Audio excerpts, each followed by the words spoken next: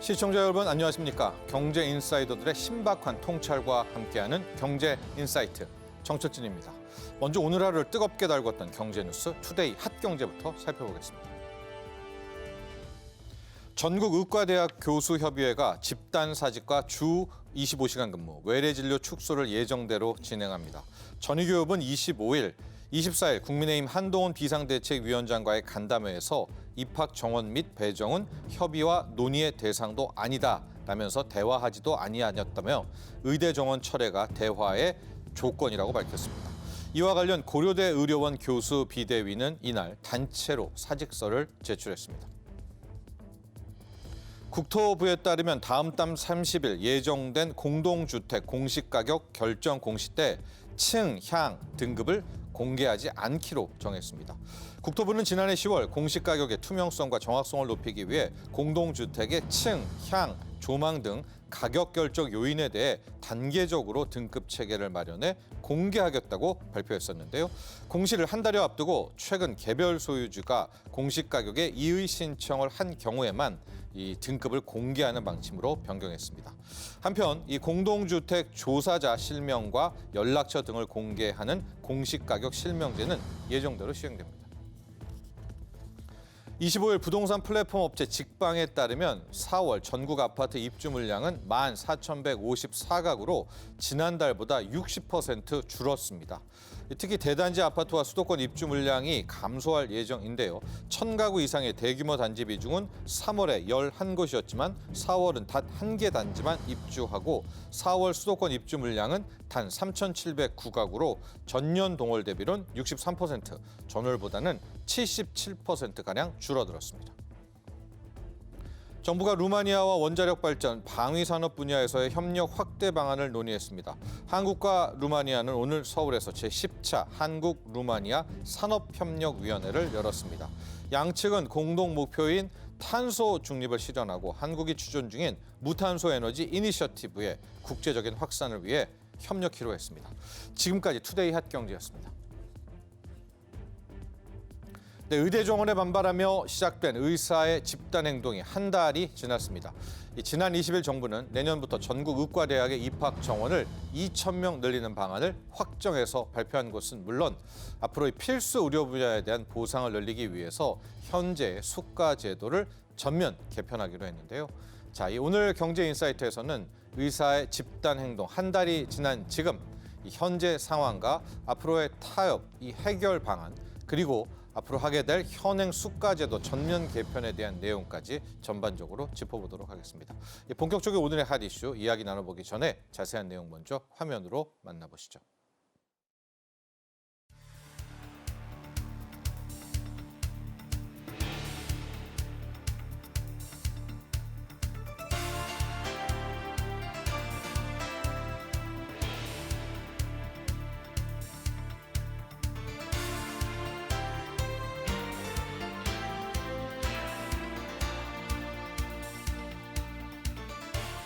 교육 여건과 지역 의료 현실을 감안해 증원 규모를 2,000명으로 정하였습니다. 내년부터 2,000명을 증원하더라도 우리나라 의대의 교육 여건은 충분히 수용 가능합니다. 늘어나는 2,000명의 정원을 비수도권 의대와 소규모 의대, 지역 거점 병원 역할을 수행하는 지역 의대에 집중 배정하겠습니다. 또한 신입생은 지역 인재 전형을 적극 활용하여 선발하겠습니다. 국립대 교수 1,000명 신규 채용을 포함한 범정부 차원의 종합적인 지원도 신속히 실천에 옮기겠습니다.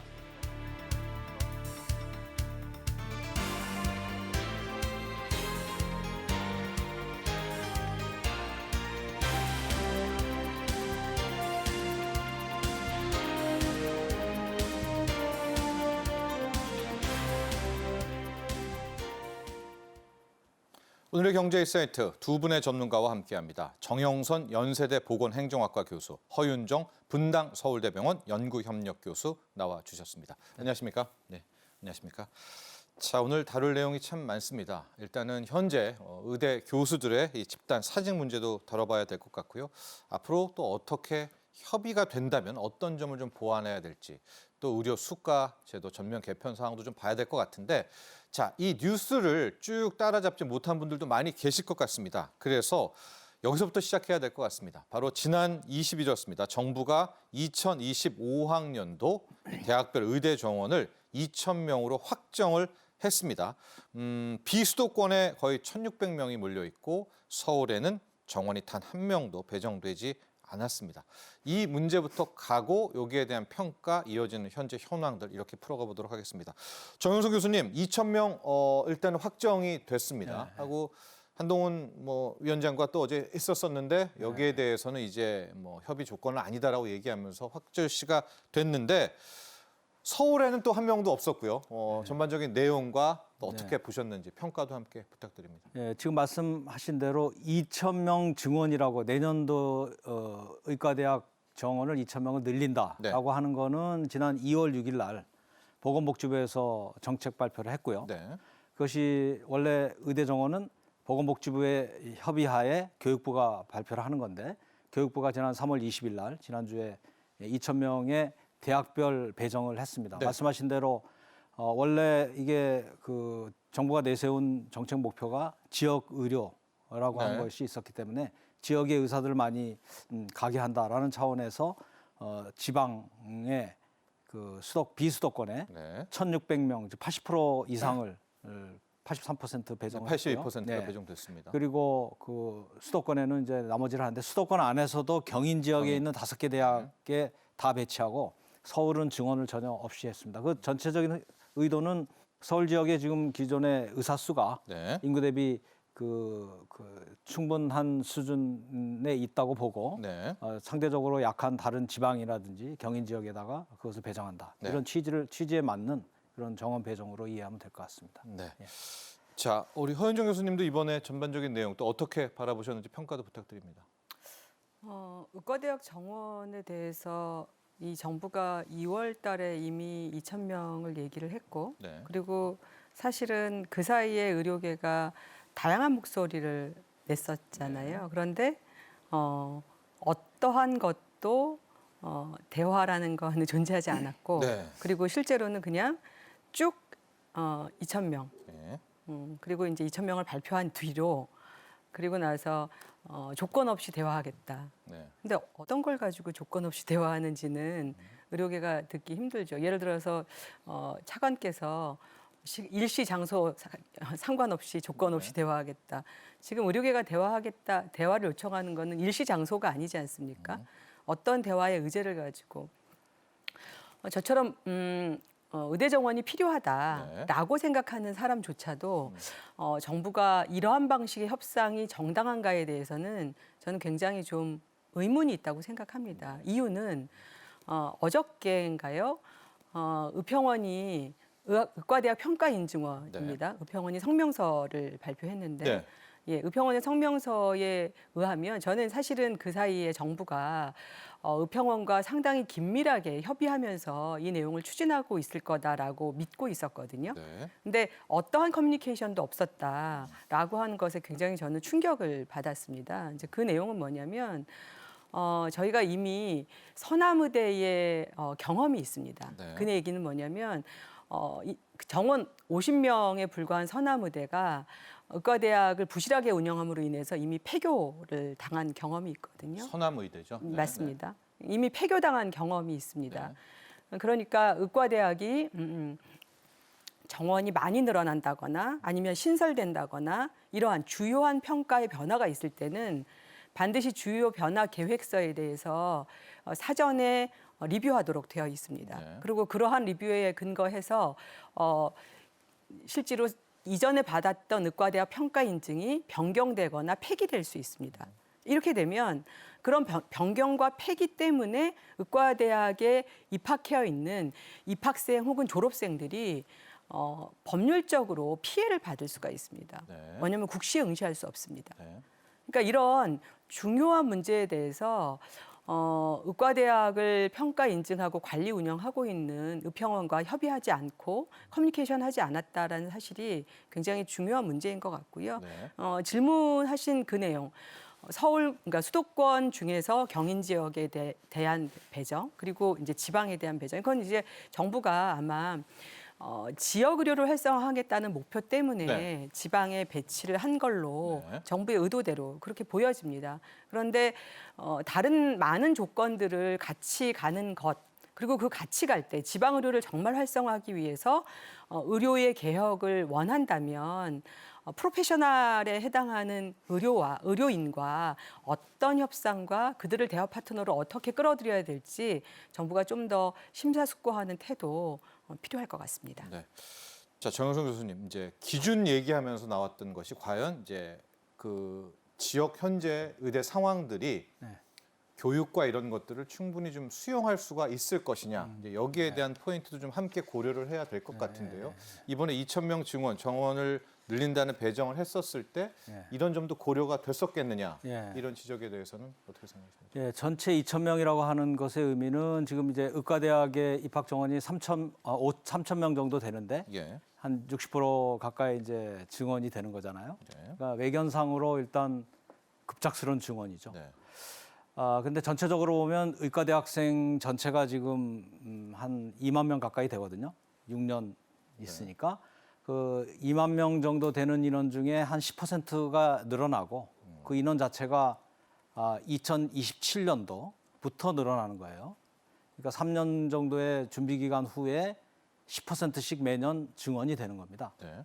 그렇기 때문에 전체적인 의대의 어떤 수용 능력 상황에서는 조정 가능한 선안에 있다고 저는 판단해요. 네. 물론 대학별로 보면은 인원이 뭐 200% 이렇게 늘어난 데들이 있겠죠. 네. 뭐 그런 데들 또한 2, 3년 후에 그 대학 교수들을 보강을 해서 이제 수업을 하게 되는데 물론 이제 최고로 그 좋은 교육을 하겠다라는 차원에서 보면 한계가 있겠지만 네. 그러나 그 의과대학 전체 의사들이 그동안에 부족해서 생겼던 그런 문제들이라든지 이런 거를 볼 때는 뭐 어느 정도 그 무리해서라도 그런 거를 진행하는 것이 낫다라는 것이 아마 정부의 판단 같고 아주 우리 혀 교수님 말씀대로 그 정원 과정에 충분히 상대방과 그 협의하고 소통하는 가운데서 소통이요. 했으면 좋겠죠. 네. 좋겠는데 사실 그 절차나 과정에 지난 10여 년간의 그 과정을 안다면은 그러한 절차가 있기 힘든 것이 사실이었어요. 왜냐하면은 지금은 2,000명의 증원을 좀 조정해서 조금이라도 낮출 가능성이 열려야 협의를 하겠다고 하지만 네. 불과 올해 초만 해도 불과 두어 달 전이에요. 그때까지만 해도 의대 정원 자체를 반대하고 있었어요. 네. 그리고 의대 정원 자체에 대한 협의도 거부했었던 상황이었습니다. 그렇기 때문에 지난 10여 년간의 논의 자체도 있었고 수없이 많은 시도들이 있었는데 그 자체를 거부한 상황에서 정부로서 저도 의외일 정도로 많은 인원을 증원을 발표를 한 거죠. 네. 그렇게 되다 보니까 저도 그 당시까지는 이것이 일종의 협상 카드 정도로 그리고 조정하는 것으로 생각했는데 양쪽이 팽팽하게 맞서다가 결국은 정부가 발표하는 시점이 됐을 때는 이미 2,000명 증원으로 이렇게 늘어났어요. 그러니까 그런 과정을 생각한다 그러면은 사실은 그 협상 과정에 소통의 상황이 상당히 그 쉽지 않았다라고 하는 그런 생각을 해봅니다. 관련해서 서울 쪽의 0명, 한 명도 배정되지 않은 이 문제도 함께 좀 두 분 교수님한테 모두 좀 여쭤보도록 하겠습니다. 뭐 일부에서는 역차별이다 이렇게 얘기를 하는데 서울 0명 또 수도권 뭐 경인 지역과 여기 지방에만 몰려 있는 이 부분에 대해서는 좀 어떻게 평가하고 계십니까? 정부가 명확하게 지역 의료에 방점을 찍고 있다라는 걸 굉장히 선명하게 보여주고 싶었던 것 같아요. 네. 그런데 한국은 이미 한국의 인구가 왜곡되어 있는 구조로 고착화되어 있어요. 네. 지역 왜냐면 불균형이다 이 말씀이시죠? 이미요. 네. 그러니까 그거를 당위적으로 지역 의료를 살리고 싶어서 당위적으로 선명성을 보여줄 수는 있는데 서울, 경기도, 수도권의 전체 인구의 과반 이상이 이미 몰려 있습니다. 네. 그리고 의료 인프라도 서울에 집중되어 있고요. 자, 그러면 의과대학 학생들의 정원을 배정을 아주 명확하게 이번에 추가 증원을 0명으로 놓고 네. 지방에 전부 했다라고 한다면 단기간에 지방에 추가 증원된 학생들이 수련 평가를 충분히 받을 수 있는 역량이 단기간에 지방의대에 충실하게 그 역량이 갖추어질 거냐 네. 이런 것들도 저희가 고려의 대상이 되는 거고요. 네. 또 그뿐만이 아니라 수도권의 인구가 많이 있다라고 하는 얘기는 수도권의 의료 인프라에 많은 환자를 보고 있기 때문에 그러니까 학생들이 수련한다는 건 뭐냐면 네. 많은 환자를 볼 수 있는 기회가 주어진다는 뜻이거든요. 네. 그럼 인구가 적은 곳에서 왜 서남의대가 폐교된 많은 사례 중에 네. 수련병원으로서 충분한 환자 수를 갖고 있지 못했습니다. 그래서 그 병원에서 학생들이 트레이닝 하니까 네. 실제로 많은 환자 수를 볼 수 없었기 때문에 수련병원으로서 그 역량이 갖춰지지 못했다. 이런 것도 평가의 지점 중에 하나가 있었거든요. 그러니까 지금 많은 학생 수가 지방의대에 배정이 되어 있는데 그런 지역에서 충분한 수련, 그다음에 많은 환자 수를 볼 수 있는 수련이 가능하겠냐. 이런 것들도 충분히 검토되었는지 또 그 인프라가 하루아침에 그렇게 만들어질 수 있는 것인지 네. 이런 것들도 충분한 검토가 되었는지 신중하게 볼 문제가 있다고 봅니다. 하나 더 하면 추가적으로 여기에 그럼 뭐 질의 교육의 질 문제 아니겠습니까? 네. 환경 개선이라든가 교육 여건 개선으로 보완할 점을 함께 좀 얘기해 주신다면 네. 뭐 정부 쪽에서도 이제 여기를 좀 예. 보고 계실 테니까 네. 예, 어떤 것들이 지금 정부가 해야 된다면 예, 네. 정부가 지금 계속 이런 얘기를 하지 않습니까? 의료계한테 어떤 협상도 없이 계속 압박하다가 2,000명 정원 배정이 딱 끝나고 나니까 그때부터 어떤 것을 필요할지, 어떤 돈이 더 필요할지 얘기해라라고 얘기하는데 네. 중요한 거는 돈이나 지원이 아니고요. 그 지역에 충분한 환자 수가 없으면 지금 수도권에 몰려 있는 인구를 인위적으로 배분할 수는 없지 않습니까? 지금 당장 네. 의과대학 때문에. 그러니까 그거는 단순히 돈과 지원으로만 해결하기 어려운 구조적인 지금 대한민국의 왜곡된 인구 구조가 구조적인 문제가 있기 때문에 그렇게 단기간에 해결될 만한 그런 요인으로만은 바라보기 어렵다. 그런 측면에 대해서 고민이 필요하다. 알겠습니다. 정영석 교수님도 같은 뭐 질문입니다. 서울 쪽 영명 네. 뭐 지역엔 이제 미니 의대도 100명으로 확대가 됐었는데 네. 과연 교육의 질 또 이 분들이 이제 새롭게 대학에 가서 의대에서 배우고 막 보완할 점들에 대해서 환경 개선이 이제 가능하냐 이제 여기에 대한 문제입니다. 그 부분은 조금 전에 제가 잠깐 언급을 했어요. 뭐 그 부분에 대해서 제가 너무 교육 여건이 됐다고 강조하고 싶은 생각은 없고요. 네.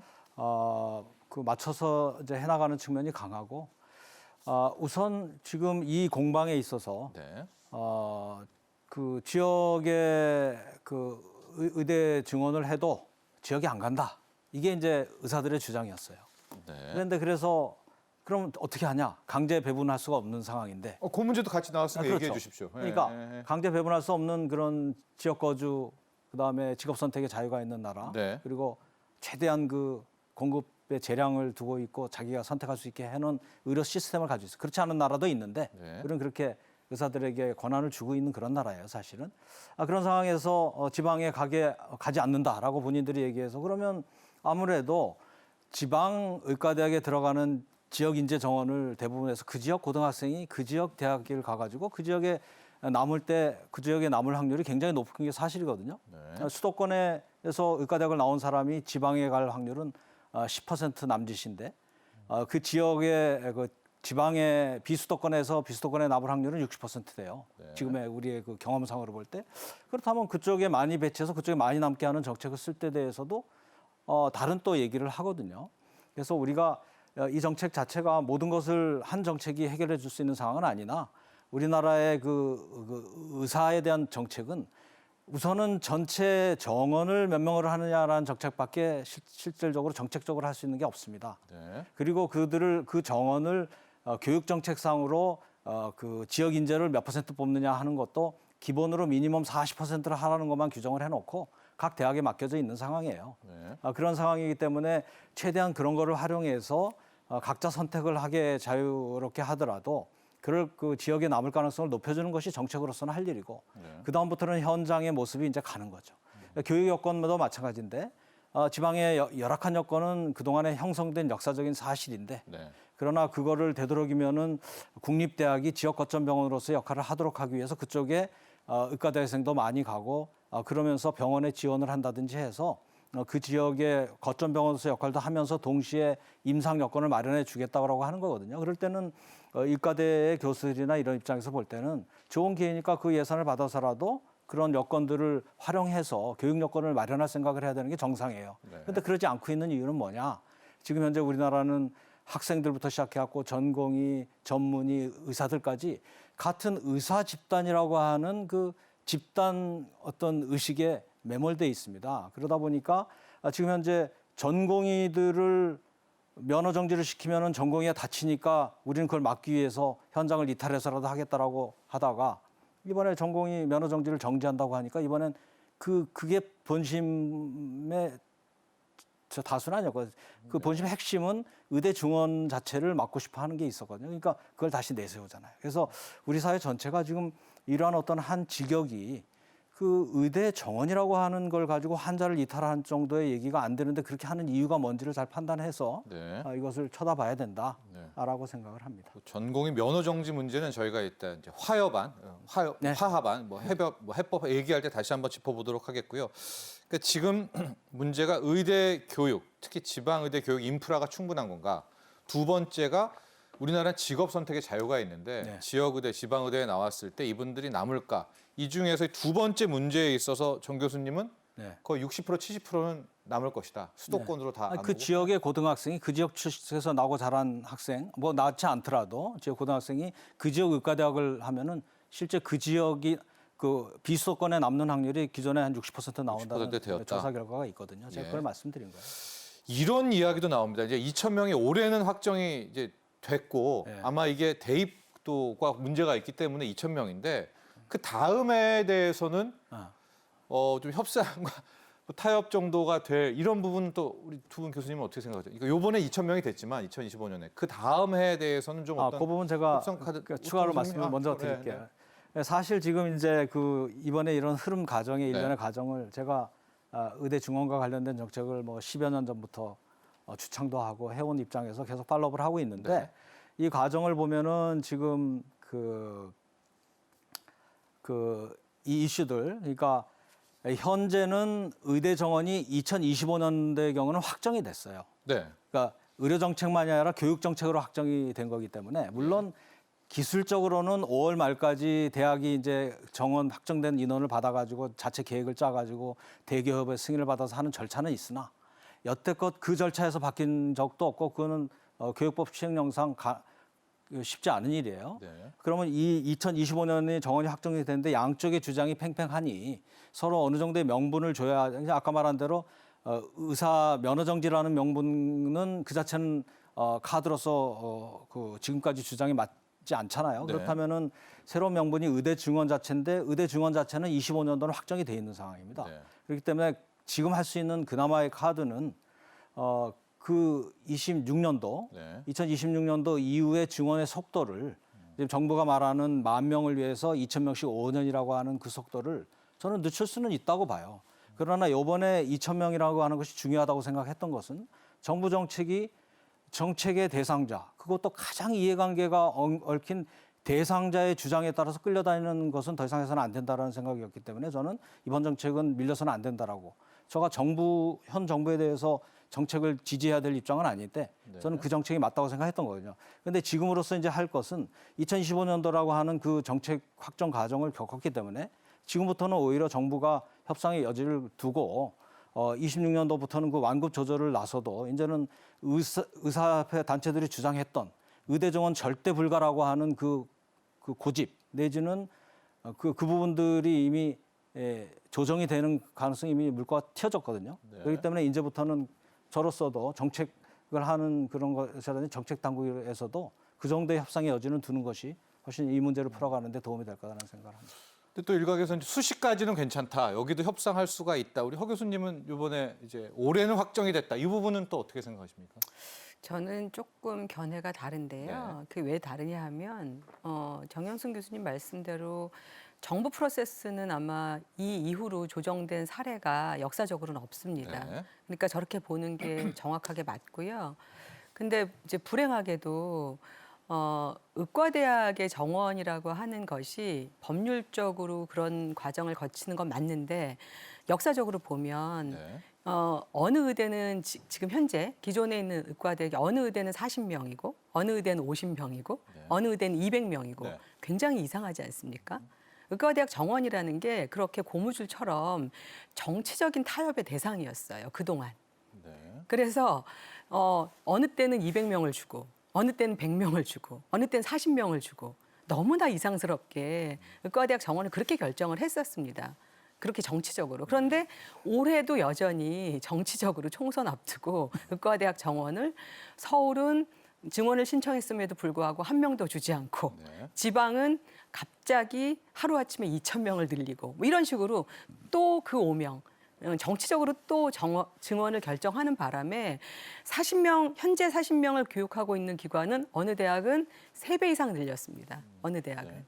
그러면 자 예를 들어서 경기도에 있는 한 대학이 40명인데 120명이 됐거든요. 네. 예를 들어서. 네. 자 그러면 보통 경기도에 있는 대학이라 하면 하루아침에 땅이라든가 이런 토지가 하루아침에 늘어나기 어렵습니다.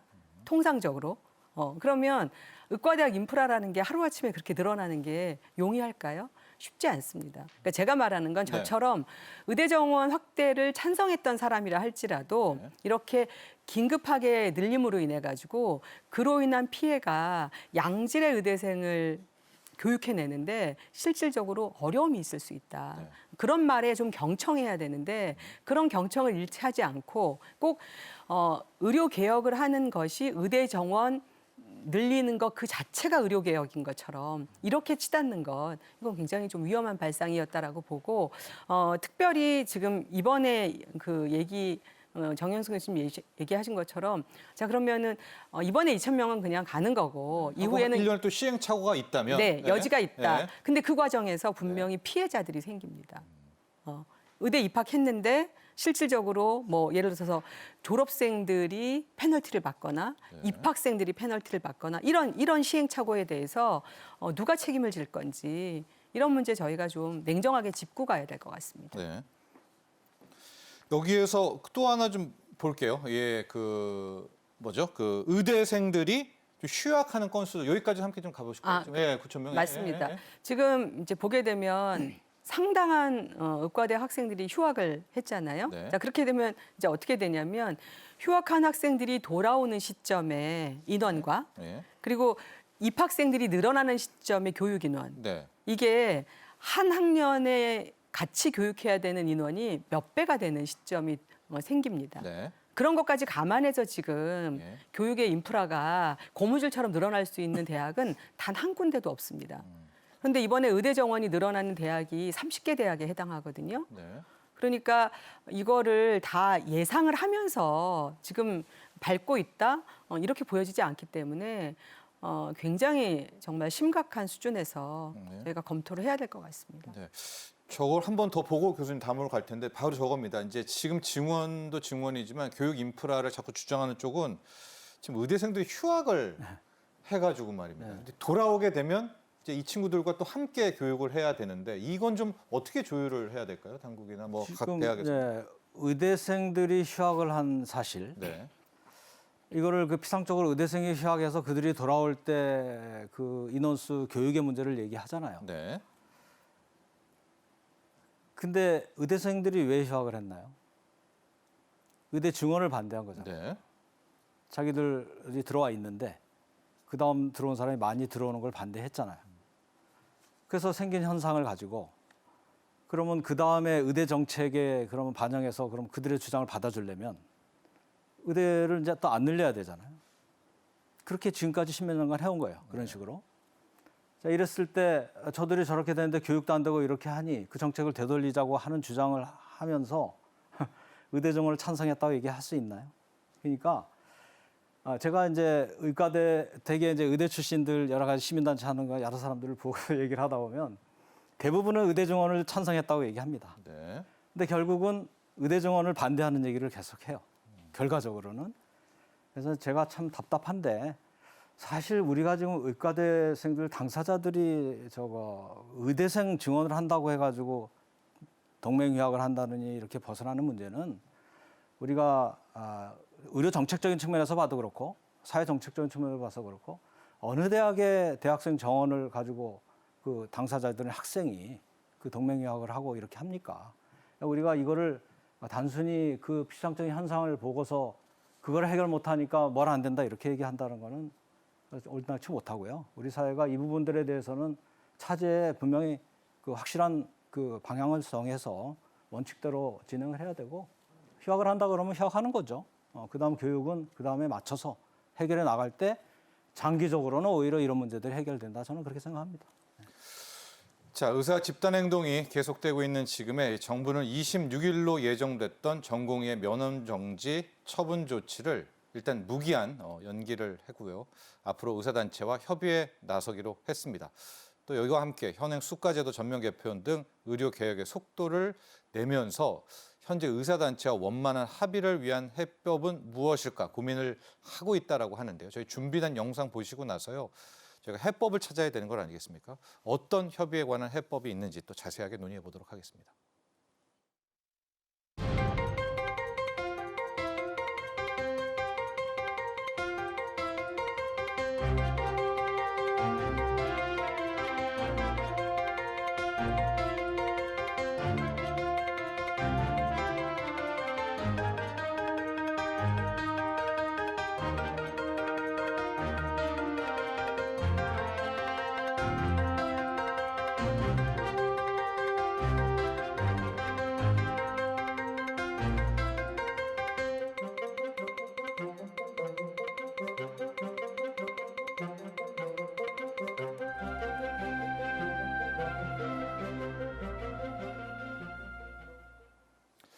네, 의사 집단 행동 이 문제가 좀 어떻게 좀 끝내야 되는 좀 그런 많은 국민들의 바람이 있는데 이게 의대생들의 휴학 신청에 의해서 여러분도 뉴스를 보시겠지만 실은 현재 전국 의과대학의 또 교수분들의 이제 사직서 제출이 또 이어지고 있는 상황입니다.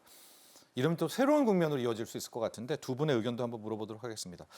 허 교수님, 이게 지금 또 계속해서 이어지는 것 같아요. 오늘 앞서도 좀 뉴스 보지만은 뭐 고려대도 그렇고 속속속 이어지고 있는데요. 이렇게 되면 또 더 극단으로 치닫게 되는 것 아닐까 이런 고민 또 그런 걱정도 많이 합니다. 국민들이. 현 상황 좀 어떻습니까? 지난 의학분업 때 의사 파업이 있었지만 교수들이 집단으로 사직하는 사례는 단 한 번도 없었다는 걸 기억하실지 모르겠어요. 네. 이런 사례는 의료계가 이제껏은 단 한 번도 없었습니다. 교수들의 의대 그렇습니다. 교수들의 집단 네, 사직이요? 그렇습니다. 근데 의대 교수들이 지금 이렇게까지 하는 이유에 대해서 경청해 주기를 바라는데 아마 의사들의 집단 파업과 교수들의 집단 사직을 그냥 하나로 묶어서 예. 과거의 의사 파업으로 그냥 이렇게 한 몫으로 평가하시는 걸로 보여지는데 조금 다르다는 생각이 듭니다. 혹시 이제 뭐 솔로몬의 지혜라든가 뭐 이런 걸 보면 아이 하나를 놓고 서로 내 아이다 이렇게 네. 주장을 하는데 그 왕 앞에 가니까 그렇게 서로 주장할 바에야 그럼 아이를 잘라서 나눠 가져라라고 하니까 친엄마가 내 아이가 아니다. 저 엄마한테 보내라. 그러니까 그 엄마가 친엄마라고 네. 하잖아요. 지금 이제 국민이라고 하는 아이를 놓고 의료계와 정부가 네. 서로 힘겨루기를 하는데 국민의 생명은 사실은 안중에 없는 그런 위협감을 느끼는 국민이 굉장히 많이 있습니다. 지금 당장 수술이 미뤄지는 국민들 그리고 응급 상황에서 실제로 돌봄이 어려운 치료가 어려운 국민들이 실제로 존재합니다. 자, 그러면 이런 상황에서 누가 그 발벗고 나서야 하냐? 의료계가 당연히 그래야 되죠. 그러나 그 의료계를 포함해서 전체를 책임지는 건 정부지 않습니까? 네. 경청해서 최종 책임을 지는 건 정부라고 생각을 합니다. 제가 이 말씀을 드리는 이유는 교수협의회가 만약에 그런 목소리를 냈다라고 하면 어디서부터 경청을 해야 될지 좀 들어야 된다고 보는데 의대 정원을 2,000명 늘리는 게 절대선은 아니지 않습니까? 저는 의대 정원 늘리는 거에 찬성합니다. 그런데 의대 정원 늘리는 게 정책의 목표는 아니지 않습니까? 저희가 의료 개혁을 하고 필수 의료를 확대해서 지역 의료를 활성화하는 과정 중에 하나인 거죠. 근데 그 과정에서 의료인들이 대다수가 다 등 돌리고 의대 교수들이 모두 사직하겠다고 하는 뜻을 밝히는 이거를 그래도 괜찮고 모두 떠나도 괜찮고 그래도 무조건 절대선으로 의대 정원은 2,000명 늘려야 해. 이 방식으로 대화하는 것이 가장 최선의 방법이었을까에 대해서 저는 좀 의심이 있습니다. 이 문제는 무슨 문제가 있냐면 지금 전공의들이 다 떠난 한 달 정도를 교수들이 낮에 진료하고 밤에 당직 쓰고 낮에 진료하고 밤에 당직 쓰고 이제는 더 이상 그 패턴을 물리적으로 유지하기가 굉장히 힘들어진 상황입니다. 네. 이제는 사직서를 낸다고 해서 필수 의료의 또 응급실이나 이런 데 수술실을 뜨지는 않겠지만 더 이상 이 패턴을 계속 유지하기에는 물리적인 수가 안 되기 때문에 이런 형태로 해서 근로 시간을 단축하고 이런 형태로 해서 조정을 해서라도 최소한의 것이라도 유지하면서 가겠다라고 하는 그런 정말 마지노선의 그런 호소라고 받아들여 주시는 게 저는 맞는 것 같습니다. 자, 정영선 교수님, 의사 교수들의 이제 집단 사직이 이어지고 있고요. 이제 이게 거의 마지막 단계라고 많은 분들이 걱정하는 게 이게 이어지게 될 경우에는 우리 국민들의 필수 의료가 무너지는 또 마지노선이기도 한데 여기에 대해서는 지금 우리가 해법의 실마리를 찾고 있는 와중에서도 이렇게 됐단 말입니다. 이게 좀 어떻게 진행돼야 될지 여기에 따른 뭐 평가도 함께 부탁드립니다. 네. 물론 이제 교수들마저 없어지면은 참 힘들죠. 그리고 전공의가 없는 상황에서 계속되는데 한계가 있고, 네. 그래서 교수들마저 그런다고 하는데 교수들마저 그러는 이유를 지금 박 교수님 말씀대로 전공의가 계속 없는 상태에서 너무나 피로도가 누적되어 온 거죠. 네. 근데 지금 그 이슈를 가지고 지금 교수들이 사직서를 얘기하느냐? 그건 아니거든요. 여러 가지 지금 환자를 얘기하고 뭐 얘기하지만 결국은 최종적인 그 기저에는 의대 증원에 대한 반대가 있고요. 네. 표면적으로는 전공의들에 대한 면허 정지라든지 전공의들의 피해 이 부분이 있어요. 근데 마침 정치권에서 최근에 전공의들에 대한 피해 부분에서 면허 정지는 정지를 하는 걸로 면허 정지 조치를 정지하는 걸로 지금 가는 것 같아요. 네. 그럼 결국은 그래도 안 된다라고 다시 나서는 거는 이제 의대 증원에 대한 반대죠. 그렇잖아요. 의대 증원 안 해도 2,000명과 2,000명 조정이 또 있어요. 근데 2,000명 증원은 내년도는 지금 행정 절차상 힘든 거는 제가 말씀드렸고 1,000명 선에서의 조정도 가능은 합니다. 만약에 저 자신도 십몇 년 전에 600명 이상 증원을 요구했었고 이 사태가 나기 전에는 1,000명 내지 1,500명을 얘기했었어요. 네. 그렇기 때문에 2,000명을 카드로 생각할 수도 있었거든요. 그런데 만약에 정부가 2,000명이라고 하는 교육부 레벨까지 넘어가고 대국민 발표를 했고 학부형의 이슈가 됐고 입시 문제로 전환된 이 시점에 만약에 그거를 조정할 수 있다라고 얘기하려면 이 정도까지는 가야 된다고 생각해요. 전공의들까지 전부 돌아와서 정상 업무로의 복귀가 확인이 돼야 됩니다. 그런데 지금 의과대 교수들이 할 수 있는 것은 전공의의 말도 못 꺼내고 있어요. 그리고 전공의들의 지금 반발은 의대 정원만이 아니고 기존 의사들에 대한 반발이에요. 자기들이 이렇게 혹사당하고 봉급은 기존 교수들이 2, 3억 받는데 자기들은 7천만 원밖에 못 받고 이거에 대한 불만이 그동안에 쌓여온 거거든요. 그러니까 이 부분에 해결 능력이 없는 그 사직서라고 하는 걸 통해서 하는 주장은 저는 그렇게 실효성이 크지도 않고 그리고 전공의 입장하고 또 교수들의 입장이 또 달라요. 그렇기 때문에 만약에 그 부분들이 전체가 해결될 수 있는 그런 협상력과 그런 상황이 벌어진다면 아마 2,000명 조정조차도 무리해서라도 할 수 있을지 모르나 저는 그럴 가능성은 거의 없다고 보고요. 그나마 지금 할 수 있는 부분들은 그 사직서라고 하지만 대학 교수들은 기성 조직의 그 직장인입니다. 네. 그리고 지금 현재 그 대학 교수들이 있는 큰 병원들은 지금 현재 상황에서 그 봉급을 걱정할 정도로 적자 상황을 계속 가지고 있어요. 그렇기 때문에 오히려 뭐 외래 환자를 절반으로 줄인다든지 뭐 이런 것은 오히려 수입을 줄인다는 얘기밖에 안 되고 그 3차 병원에서 지금 환자 쏠림 때문에 그걸 해결하려고 하던 그 방향하고도 맞아요. 그렇기 때문에 오히려 그거는 별로 그렇게 큰 저는 의료 정책 차원에서 그쪽에서 주장할 얘기라기보다는 하나의 그냥 대국민 어떤 그 본인들의 입장을 뭔가 얘기하기 위한 그런 방편 정도로 생각을 하고요. 이미 의대 증원이라는 것이 거의 확정이 돼 있기 때문에 아마 저는 그 사직서라든지 여러 문제들이 시간의 문제다. 이미 그 동력은 많이 상실돼 있다고 이렇게 냉정하게 판단합니다. 제가 말하는 시간이라고 하는 것은 뭐 이번 주 다음 주의 문제는 아니에요. 네. 상당한 기간이 걸리지만 그것은 뭐 그동안에 극복해 왔듯이 3차 병원들이나 이런 곳에 오히려 중증 환자 위주로 하는 원래 해야 될 기능 중심으로 조정을 해나가면서 우리 사회가 충분히 이걸 대응해 가야지 더 이상 이거 정책 자체가 이렇게 대상 집단의 어떤 주장에 따라서 전체가 바뀐다든지 흔들리는 모습은 바람직하지 않다. 다른 지역에서 이런 경우들이 없었잖아요. 그래서 이 부분 전 분명히 해야 된다. 이번 정부의 유불리를 저는 얘기하진 않아요. 네. 필수 의료 부분을 잠깐 또 얘기를 해봐야 될 것 같아요. 지금 계속해서 이렇게 의대 교수분들의 집단 사직이 이어진다면 필수 의료의 마지노선은 이렇게 깨질 수 있는 위험이 좀 있는 건가라는 지금 그런 평가도 한번 내려주시고요. 자체적으로 또 일부 교수분들은 뭐 남겠다라고 하는 그런 분들도 계실 것 같고 두 분 모두에게도 아까 잠깐 우리 정 교수님도 얘기했지만은 이 협상을 할 때 아예 전향적으로 다 들어와서 하면서 오히려 2,000명을 깨달라. 뭐 이 정도의 협의, 뭐 보건복지부와 이런 거의 뭐 가능성 이런 것들은 좀 없는지도 함께 좀 궁금합니다. 그러니까 뭐 국민들의 시선이 좀 따가운 건 사실이니까 의사분들이 모든 걸 내려놓고 온다. 뭐 이런 거에 대한 가능성 이런 것도 함께 좀 논평해 주시죠. 지금 필수 의료부터. 예. 예, 우선 필수 의료 얘기를 드리면 필수 의료에 종사를 하게 하기 위해서 혹은 지역 의료를 담당하게 하기 위해서는 소위 말해서 저는 필수 의료의 정의가 없기 때문에 네. 예를 들어서 그게 내외산소라면 예를 들어서 네. 뭐 정의는 없지만 그러면 그 분야의 그 전공에 해당하는 인력을 누군가는 양성을 해야 될 거 아니에요. 네. 근데 그 양성하려고 하는 교수들이 다 사직하겠다는 네. 거잖아요. 현재요. 예. 그러면 이 상황을 굉장히 엄중하게 받아들여야 합니다. 네.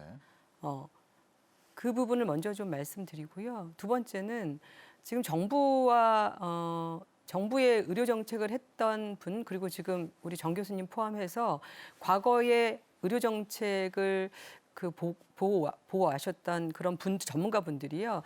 지금 현재 학교 밖으로 나간 학생과 전공의들이 어떤 마인드인지를 정확하게 잘 모르시는 것 같습니다. 선배들이나 교수들이 돌아오세요. 네. 한다고 해서 집단으로 돌아오지 않습니다. 지금 분위기가요. 그렇습니다. 네. 네. 그러니까 비가역적이라는 말씀을 드리는 겁니다.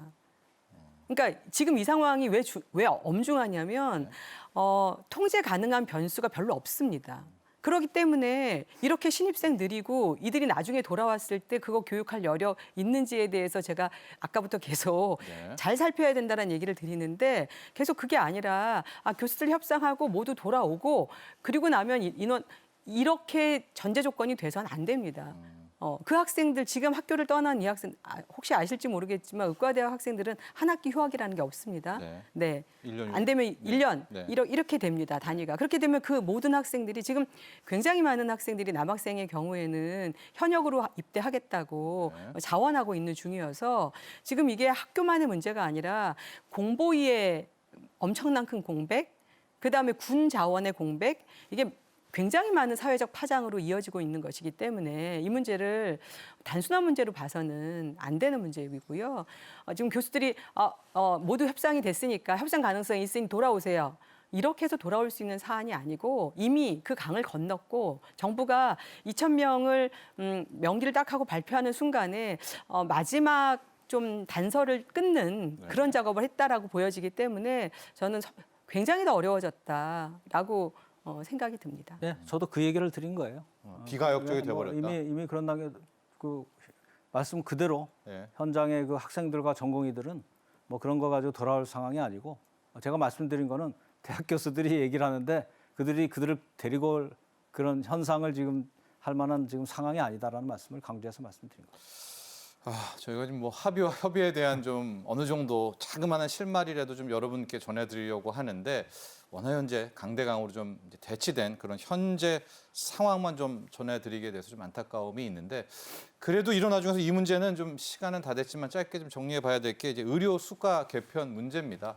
여기에 대해서 이제 각각 뭐 보완할 점 내용 좀 설명해 주시고 마치도록 하죠. 일단 의료 수가 개편에 대한 부분들 내용 좀 함께 좀 정리. 의료 수가 개편은 뭐 거의 그 의사 증원보다도 더 전 의료에 관심사고 네. 진행해왔던 거고 최근에 뭐 행위별 수가제 대신 대안지불제라는 얘기를 하는데 그거는 행위별 수가제를 없애고 대안지불제를 한다는 개념보다는 네. 행위별 수가제 안에서 대안적 요소를 더 가미해서 하겠다라는 정부 얘기거든요. 네. 그러니까 그 자체는 이미 뭐 오래된 얘기고 그 자체 때문에 의사들이 안 돌아갈 의사가 돌아온다는 이런 정책은 아니에요. 네. 기존에 있는 정책이고 그 방향을 되도록이면은 필수 의료 쪽에 의사들이 보상을 받게 하는 그런 네. 체계로 만들겠다는 건데 정부가 지난번에 내세운 그 필수 의료 패키지라고 하는 것이 그 세부 내용을 들여다보면은 지금 주장하고 있는 의사들의 반발이라든지 이런 걸 달래는 측면과 네. 그것도 어느 정도 규제하는 측면이 섞여 있어요. 그러다 보니까 의사들로서는 그것에 규제하는 측면에 대해서 지금 상당히 반발을 하고 있는 그런 상황이라서 네.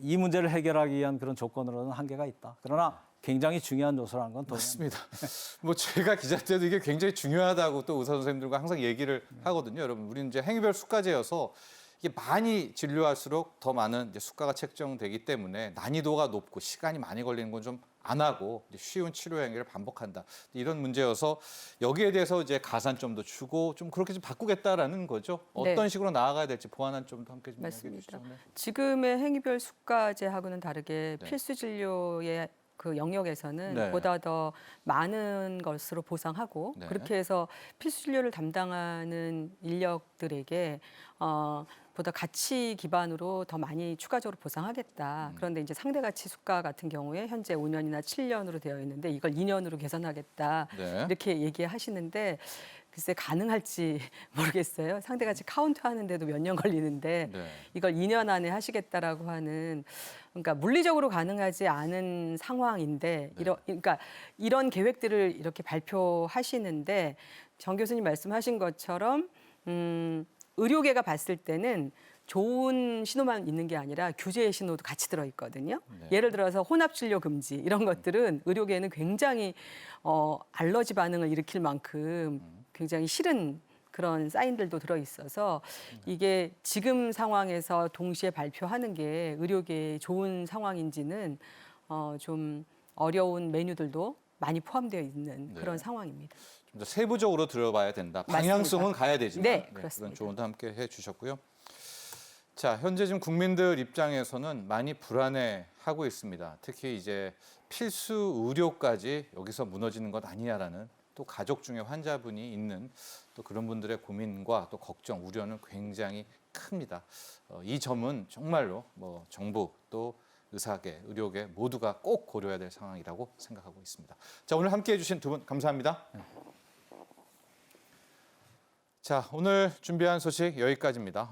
여러분, 지난 2022년 7월 국회 연금개혁특위가 구성이 돼서요. 연금개혁 논의 본격화가 됐지만 그동안 속도를 전혀 못 냈습니다. 지지부진한 상태인데요.